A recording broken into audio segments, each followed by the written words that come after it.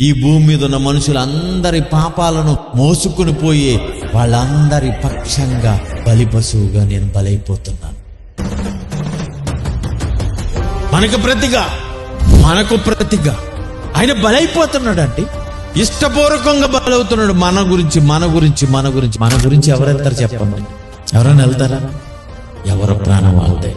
తండ్రికి తల్లికి తోబుట్టువుల గురించి మన అవయవాల్లో ఒక అవయవం ఇవ్వటానికే అబ్బో నాకు కుదరదంటావే, ఏ సంబంధం ఉందని యేసుక్రీస్తు వారు మన అందరి కొరకు తన ప్రాణాన్ని పెట్టేశాడండి. మొత్తం దేహాన్ని అర్పణ చేశాడండి ఆయన. దేవాన్నామంటే సైన్యంగా వస్తాడు, ప్రేమంటే తానంటూ ప్రాణాలేస్తాడు. నీవాడే తానంటూ బంధంగా ఉంటాడు, ఏనాడైనా నిన్ను వీడిపోనే పోడు.